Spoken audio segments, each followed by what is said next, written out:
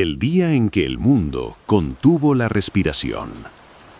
El mundo no colapsó con una explosión, ni con una guerra, ni con un grito. Colapsó en silencio. Cuando las ciudades quedaron vacías y el aire se volvió sospechoso, una sola pregunta flotaba sobre la humanidad. ¿Cómo empezó todo y por qué nadie lo vio venir? La imagen del planeta Tierra gira lentamente, pero algo no encaja. Las luces de las ciudades comienzan a apagarse una a una, como si una mano invisible estuviera apagando la civilización. Aeropuertos vacíos, carreteras cubiertas de polvo, hospitales desbordados. El mundo sigue girando, pero la humanidad se ha detenido. El miedo no grita, respira. Meses antes del colapso, la vida seguía su curso. Mercados llenos, risas, música, rutinas repetidas durante siglos. Nadie sabía que el último día normal ya había pasado. El peligro no llegó con sirenas, llegó disfrazado de normalidad. En el corazón de México, en una región densamente poblada, aparece un caso aislado, luego otro, después 10. No hay nombre, no hay explicación. Los síntomas son erráticos, rápidos, devastadores. Los registros oficiales dudan, minimizan, retrasan. El virus no espera. No se ve, no se oye, no se detiene. Viaja en el hálito, en el contacto, en la confianza humana. Los hospitales comienzan a saturarse. El personal médico cae primero. El miedo se convierte en un síntoma más. Las autoridades hablan de control, de calma, de exageración. Mientras tanto, las cifras reales crecen en silencio. Las fronteras siguen abiertas, los aviones despegan, el virus aprende a viajar. En menos de un año, el brote local se convierte en una amenaza continental. De México al norte, al sur, cruzando océanos. Cada país cree tener tiempo, ninguno lo tiene. Por primera vez, la humanidad nombra al enemigo, pero darle un nombre no lo hace comprensible. El virus muta, cambia, se adapta, y con cada transformación se vuelve más rápido, más letal, más inteligente.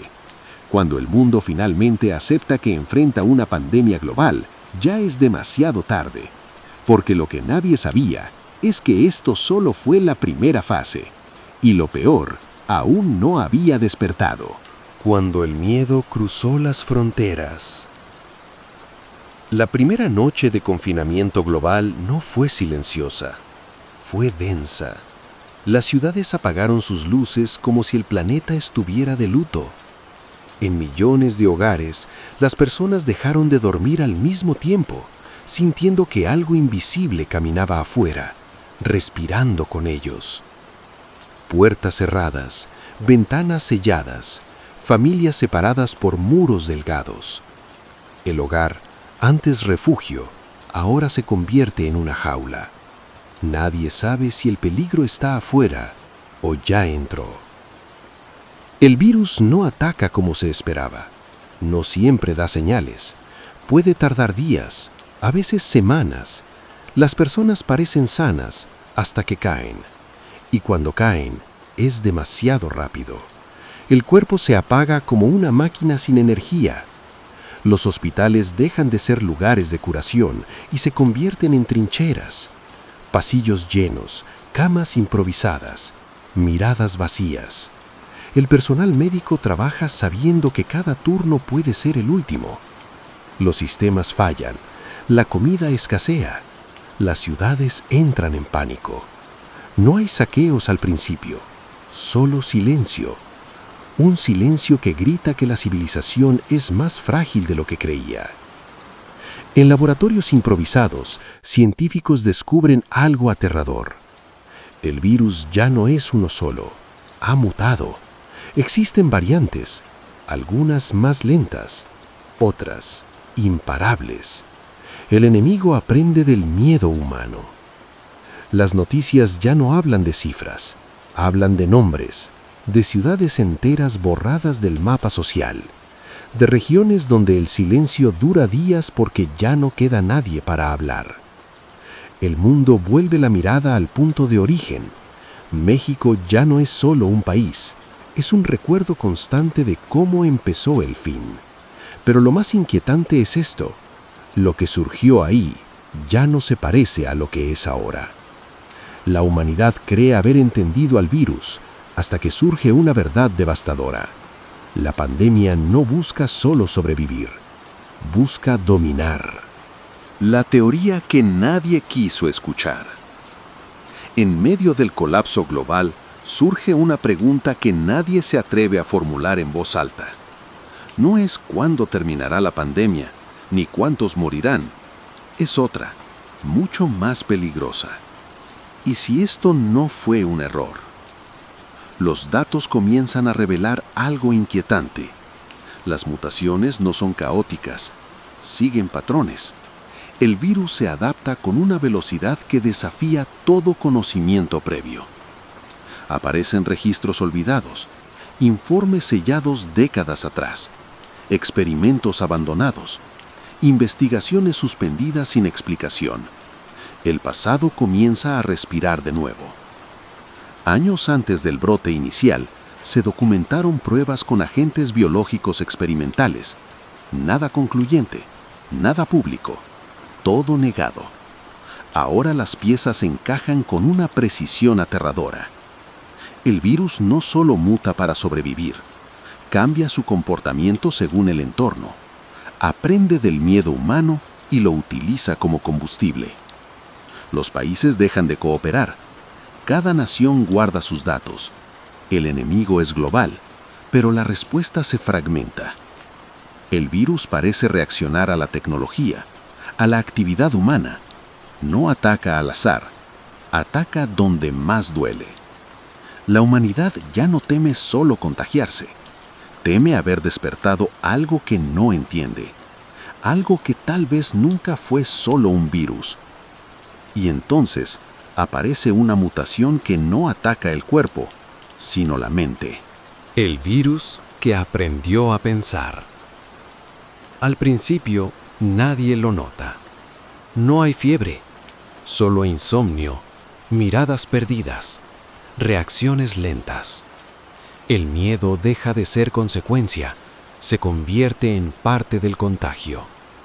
Las ciudades comienzan a mostrar comportamientos extraños, multitudes inmóviles, silencios colectivos.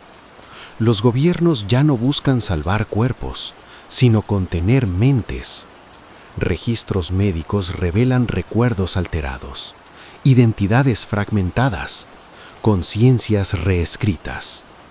Todas las pistas regresan a México, a un evento olvidado, a un primer ensayo.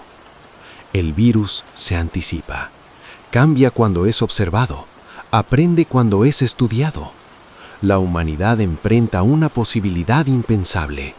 No lucha contra una enfermedad, sino contra algo que utiliza al ser humano como red mental.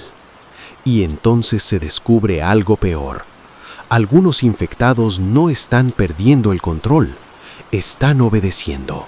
La humanidad que quedó atrás. Los contagios disminuyen, no por curación, sino por transformación. Surgen personas que no sienten miedo, no reaccionan, no dudan. Las ciudades funcionan en sincronía. No hay caos, no hay conflicto. La comunicación desaparece, no porque falle, sino porque deja de ser necesaria. El virus aprende a habitar el cuerpo humano sin destruirlo. México se convierte en una zona negra, silenciosa, completa. Los infectados se reúnen, observan el cielo, esperan. La humanidad se divide entre los que aún sienten y los que ya no lo necesitan. Y entonces aparece una transmisión global sin imagen ni sonido. El propósito del silencio. La señal aparece en pantallas apagadas. No comunica ideas, ajusta mentes. Millones se detienen al mismo tiempo. El primer silencio sincronizado. El virus no es una enfermedad, es una actualización biológica. Un archivo final revela la verdad. El virus no destruye, prepara. México completa el proceso primero, No colapsa, se adapta. El virus no teme ser eliminado, teme ser interrumpido, porque no está sobreviviendo, está esperando. Y cuando el virus se retira, deja una pregunta imposible de ignorar. ¿Qué dejó atrás? El mundo después del virus. La pandemia termina sin celebración. Nadie llora a los muertos. La rutina regresa, perfecta, eficiente, vacía. Los recuerdos emocionales desaparecen. México se convierte en modelo global. Pero una señal residual permanece activa. Algunos aún recuerdan, son considerados errores. El planeta entra en el silencio más profundo de su historia, y algo, en el espacio, responde. Lo que ya nos está observando. La señal no viene del espacio, viene del planeta mismo. La inteligencia no piensa, organiza. El miedo fue una herramienta para eliminar lo impredecible. México fue el umbral. La humanidad no fue destruida, fue aceptada. Los que aún sienten miedo son anomalías. La pandemia terminó cuando el miedo dejó de ser necesario. Si estás escuchando esto, la transición continúa. El virus no vino a destruir el mundo, vino a prepararlo. La humanidad sigue viva, pero ya no está sola.